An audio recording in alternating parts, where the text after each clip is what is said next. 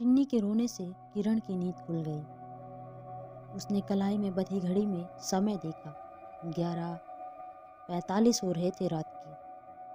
फिर टिन्नी को थपथपाते हुए पलंग के साथ वाला बटन दबाया, पर बिजली तो शाम से ही गुल थी। बाहर तूफान और बारिश का जोर था। रह रहकर बिजली जोर से कड़क उठती थी।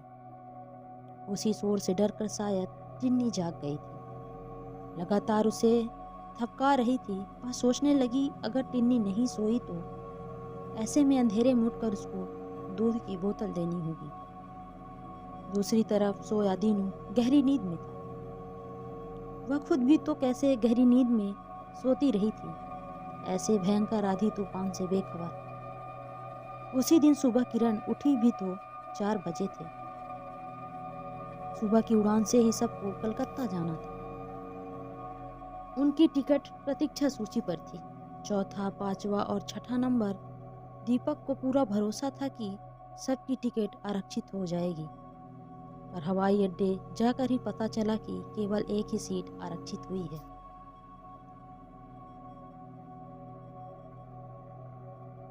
दीपक का जाना जरूरी था, इसलिए वह चला गया। ड्राइवर किरण और बच्चों को वापस घर छोड़ गया था।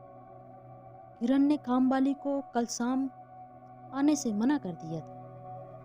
उसने तो सोचा भी ना था कि ऐसे वापस आना पड़ेगा।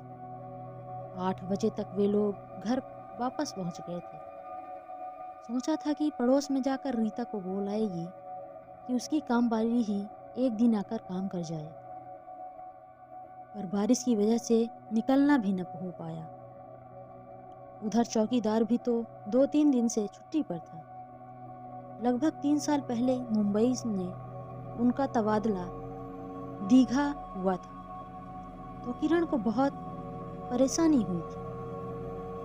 उसने तो यह नाम भी कभी ना सुना था, लेकिन पदोन्नति के साथ हुए तबादले को छोड़ना भी तो नहीं जा सकता।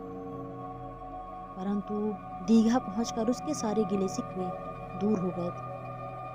कलकत्ता से 180 किलोमीटर दूर समुद्र तट पर बसे इस छोटे से कस्बा नुमा शहर ने किरण का मन मोह लिया था। वैसे यह कहना भी उचित न होगा, क्योंकि शहर तो उसने तब तक देखा ही नहीं था। मन तो उसका आ गया था उस छोटे से बंगले पर, जो उसको रहने के लिए मिला था। हॉल, सोने के लिए 4 रूम, आगे पीछे लॉन, बाहर चौकीदार का कमरा, समुद्र से आती ठंडी ठंडी हवा और छत से गुजरते समुद्र का नजारा आदि देखकर तो वह मानो किसी स्वप्न लोक में पहुंच गई थी। पर वह इस बंगले की सच्चाई से बिल्कुल बेखबर थी।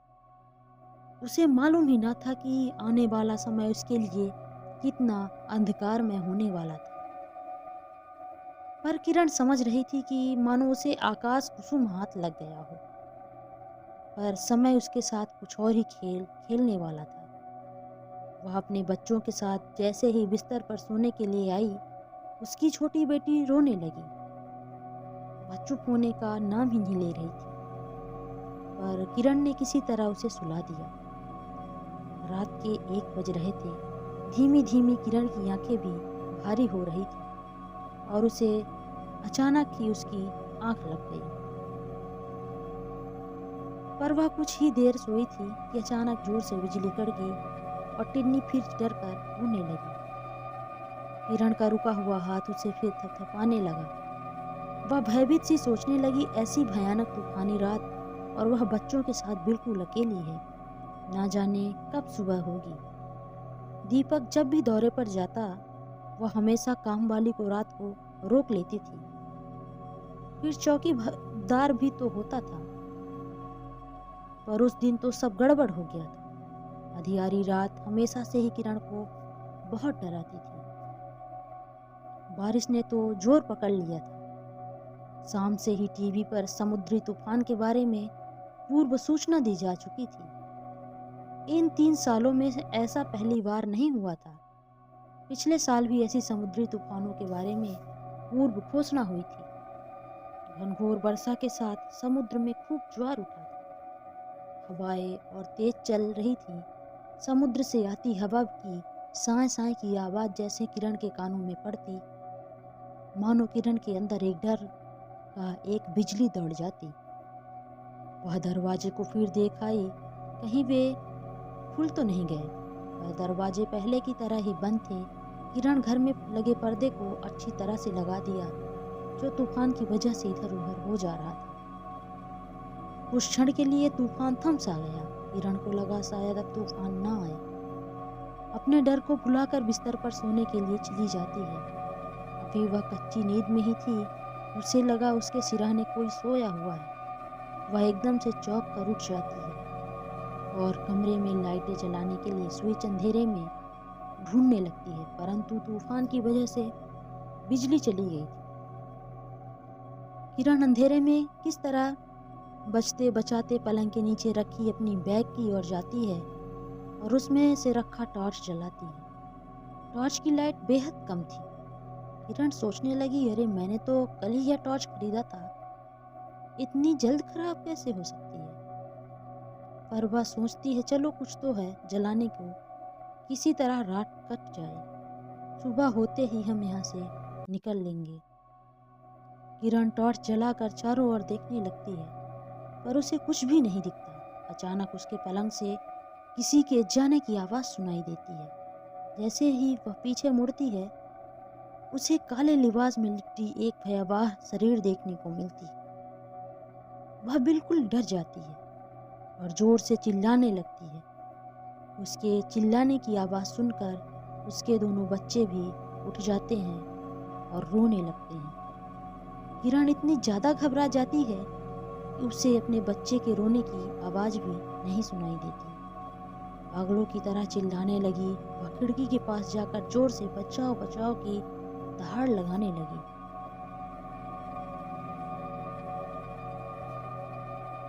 तूफान फिर से आ गया था। इस तूफान में उसकी आवाज़ बाहर नहीं निकल रही थी, मानो उसकी आवाज़ उसी रूम में कैद हो गई हो। चिल्ला चिल्ला कर वह थक रही थी। उसके हाथ पांव कांप रहे थे, पूरा बदन हिल रहा था, आंखें लाल पीली हो रही थी और वह अचानक से बेहोश हो गई। जैसे ही उसकी नींद खुली तो वह जोर से चिल्लाने लगी, बचाओ बचाओ। तभी उसके सर पर किसी का हाथ रखने की स्पर्श मालूम हो पड़ती है और वह जैसे ही देखती है खुद को हॉस्पिटल में पाती है और उसके सामने उसका पति दीपक उसके साथ था। लेकिन किरण को अभी भी यकीन नहीं हो रहा था कि वह हॉस्पिटल में, वो भी जीवित। दीपक किरण को समझाने लगा, तुम बिल्कुल ठीक हो,